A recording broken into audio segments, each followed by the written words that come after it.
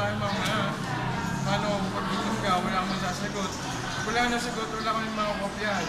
Pag wala kami nakopyahan, hindi kami makagraduate. Pag hindi kami nakagraduate, wala kaming kakainin. Pag walang kakainin, hindi kami magkakapamilya. Pag wala kaming pamilya, walang mag-aalaga sa amin. Pag walang mag-aalaga sa amin, mamamatay na kami. So ganun.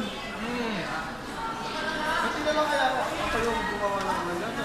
Exam nyo, no? Tapos ako na lang din yung take na exam nyo, tapos ako na lang din yung mag-aasawa para sa inyo, tapos ako na lang din magtatrabaho para sa inyo.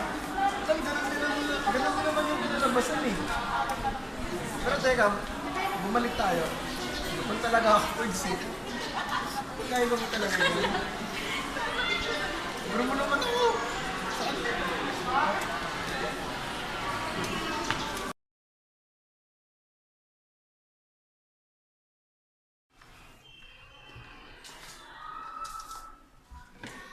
Nasaan si Procopio?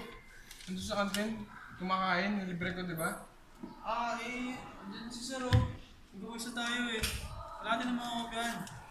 Laya mo muna kasi pag walang laman yung tiyan nun, wala rin laman yung utak nun. Hindi wala tayong makakopyahan. Pag wala tayong nakopyahan, ito na naman. Hindi tayo makaka-graduate. Pag hindi naka-graduate, edi syempre wala tayong makakain. Pag walang makain, walang pamilya. Pag walang pamilya, walang mag-aalaga sa atin. Pag walang nag-aalaga sa atin, patay na tayo. Diba? Kaya ayaw mo na siyang kumain. Ayaw mo na. Paano na nga? Kaya lang natin.